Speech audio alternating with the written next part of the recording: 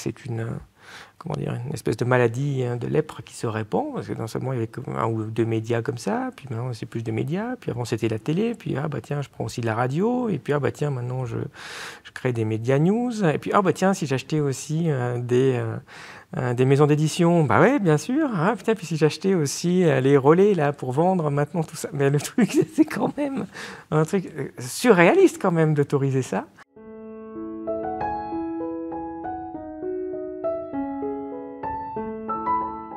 Parlez-nous un peu des Lucides, finalement. Comment est née l'idée de créer ce média et puis voilà, comment ça s'est passé au départ Bon, ben, je dirais que l'idée est venue surtout en regardant ce qu'on avait comme média, de voir leur, comment dire, forme de décrépitude peut-être, éthique, avec une transformation de plus en plus marquée vers des médias de propagande, je dirais, avec une tolérance de plus en plus faible à toute forme de pensée qui ne serait pas en phase avec la doxa générale. Des attaques à la liberté d'expression assez régulières, une volonté d'imposer une vision, ce qui finalement, en tout cas je considère que n'est pas normalement le rôle d'un journaliste, mais plutôt d'essayer d'éclairer, de faire comprendre la complexité des choses, la complexité du monde. Et évidemment ce mouvement a été amplifié en grande partie par par le fait que quelques milliardaires ont vraiment mis la main sur maintenant quasiment l'ensemble du paysage médiatique français, en particulier évidemment le fameux Bolloré, hein, mais les autres aussi. Et en plus on voit que c'est une espèce de maladie de lèpre qui se répand, parce que non seulement il y avait un ou deux médias comme ça, puis maintenant c'est plus de médias, puis avant c'était la télé, puis ah bah tiens je prends aussi de la radio, et puis ah bah tiens maintenant je crée des médias news, et puis ah bah tiens si j'achetais aussi des maisons d'édition, bah ouais bien sûr, hein, putain, puis si j'achetais aussi les relais là pour vendre maintenant tout ça, mais le truc c'est quand même un truc surréaliste quand même d'autoriser ça. Et pourquoi vous pensez qu'ils achètent tous ces médias? C'est pour de l'influence? C'est pour... C'est parce qu'ils ont à cœur une bonne qualité d'information du public. Ça me paraît quand même assez évident. Qui vraiment pourrait en douter, hein. Parce qu'il y a eu plusieurs phases. Je dirais le phénomène un peu classique, historique, problématique, mais relativement limité. Originellement, c'était surtout pour acquérir de l'influence, pour se mettre bien avec le personnel politique, en particulier avec le gouvernement, parce que justement, on avait du business aussi avec le gouvernement. Dassault, tiens, il fait des avions pour l'État, puis ah bah tiens, il achète le Figaro. Ah bah ça, les choses sont bien faites. Donc je dirais qu'il y avait une forme presque de corruption douce là-dedans. Mais le but, c'était finalement de faire du business et gagner de l'argent. Alors donc c'est critiquable sur plein de raisons, mais c'était encore limité comme problème. Et clairement, dans le tournant des années autour de 2010, je dirais, là on peut commencer à dater, le fait que ils ont compris aussi que c'était des médias d'influence, et quelques-uns ont vraiment décidé d'acheter le média, non plus juste pour gagner de l'argent, mais pour influencer la société, la population, pour manipuler finalement d'une façon ou d'une autre les choix politiques des gens, parce que après tout, comment on fait des choix politiques, surtout à un moment où la société devient de plus en plus éclatée, où les gens se parlent de moins en moins, où c'est métro boulot dodo, où c'est je vois plus trop les amis, j'ai pas le temps, je bosse aussi chez moi avec des smartphones, tout ça, il va me rester surtout des médias finalement pour m'informer, parce que je vais plus pouvoir discuter avec 10 personnes, confronter les points de vue, au bistrot, on en rigole, mais au moins, tiens, quand même, on voyait des gens différents pour discuter. Là maintenant, on est vraiment passif, on écoute cette espèce de petite boîte qu'on a à la maison, et c'est vrai que c'est un outil idéal finalement si on veut forger et faire changer d'opinion politique les gens, parce que dans ce cas-là, ces opinions, il va bien falloir que, certes basées sur un certain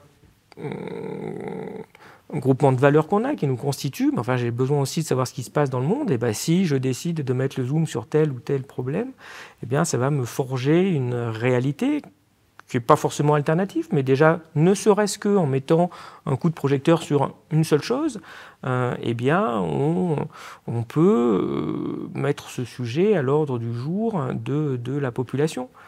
Alors ça peut être... peu importe, n'importe quoi. Si je vous parle d'immigration toute la journée, c'est-à-dire qu'il y a un problème d'immigration. Mais par contre, je ne vais jamais vous montrer toute la journée, tiens, des ouvriers qui meurent au travail. Mais il y en a quand même régulièrement dans l'année. Alors, 1, 2, 3, si je faisais 15 reportages sur ça, au 15e, vous allez dire, il y a quand même un vrai problème quand même sur la sécurité des ouvriers. Bon, bah, là, on n'en parle pas, donc ça n'existe pas. Donc, vous voyez, sans même déjà chercher à manipuler l'information, rien que choisir l'information, c'est déjà un axe de propagande. Et pour en venir à votre question, oui, effectivement, les milliardaires sont devenus de plus en plus intéressés par prendre une espèce de contrôle aussi plus ou moins direct, mais politique de la population. Mais c'est quelque chose aussi de fréquent dans d'autres pays. Hein. Enfin, les oligarques dans les pays de l'Est aussi ont fréquemment eu ce genre de velléité. Oui, c'est-à-dire qu'il y a des oligarques autant en Russie qu'en France ou aux États-Unis, quoi. Oui, bien sûr. Mais en France, vous ne les appellerez jamais oligarques parce que on ne sait pas. Mais oui, c'est quand même bien la même chose. C'est ce deux poids, deux mesures. Oui, bon, ça c'est un classique en fait, effectivement, et qui est très... Et l'intérêt de bien posséder les médias, c'est qu'on va être sûr que ça, c'est le genre de questions qu'on ne va pas entendre dans les grands médias en général, quand même. Et vous parliez de doxa, de défense de la doxa de la part de ces médias dominants. Qu'est-ce que vous entendez par doxa, concrètement ? Une forme de pensée unique. Je pense que quiconque a regardé des médias au cours des dernières années voit quand même normalement à peu près de quoi je fais allusion. Alors, il n'y a pas forcément de nouveautés intrinsèques sur le sujet. Les grands médias ont toujours eu un peu cette fonction-là, qui est une fonction qui parfois est aussi naturelle. Quand vous demandez à des journalistes qui travaillent dans ces médias, souvent ils vous disent « moi je suis parfaitement libre de dire ce que je veux ». Et ce qui est vrai, c'est ce qui fait la force finalement de cette propagande. C'est que vous ne pourriez pas l'imposer. Il n'y a pas beaucoup, contrairement à ce qu'on a envie de penser, de gens qui sont des espèces de personnes sans foi ni loi. Vous leur donnez un petit bifton et puis un jour ils vous diront blanc, un jour ils vous diront noir. Alors, il y en a quelques-uns, mais ce n'est pas forcément le modèle d'ailleurs qui marche. Pour qu'il marche bien, il faut que les gens ils soient vraiment convaincus. Et comment ça marche ? Tout simplement, oui, c'est sûr, vous n'allez pas forcer un journaliste, un éditocrate, vous n'allez pas lui dire « Attention, hein, tu dis bien du mal de Mélenchon cette semaine ». Vous allez juste embaucher quelqu'un qui n'aime pas Mélenchon à la base. Et puis, vous n'avez plus besoin de lui dire. Pour cet exemple, parce qu'il est caricatural. Hein, ou pour la Russie, d'ailleurs, c'est pareil. Mais sur n'importe quoi, en fait. C'est par votre sélection de certaines personnes en fonction de ce qu'elles pensent que vous allez créer votre appareil de propagande par des gens qui sont parfaitement sincères, honnêtes et qui font part de leurs convictions à l'antenne. Mais toute la question, c'est, oui, mais les gens qui ont d'autres visions et des visions opposées, est-ce qu'ils ont le moyen aussi de se faire entendre de la population ? Parce que c'est ça, normalement, qui permet de faire vivre un débat pluraliste, de faire vivre la démocratie. Et c'est ça qui pose de plus en plus problème. Il y a une vingtaine, une trentaine d'années, pour les gens les plus âgés qui vont nous écouter, cette fois, je me dis, un jeune qui a 20 ans, qui a 22 ans, qui a 23 ans, est-ce qu'il peut imaginer une époque où on pouvait avoir quand même des vrais débats profonds avec... C'est vrai que c'est difficile aujourd'hui. Hein. Non, mais ça semble complètement surréaliste. Mais rappelez-vous les débats de Maastricht, à l'époque, ça date certes de 92, mais enfin, il y avait des gens qui venaient vous dire non, l'Union européenne c'est pas bien, ça marche pas, faut pas faire ça, il y a la souveraineté française, il y a la démocratie française, et c'était dur, et c'était passionné, mais on l'entendait, on se faisait son opinion, on était pour, on était contre, on entendait ça à la télé.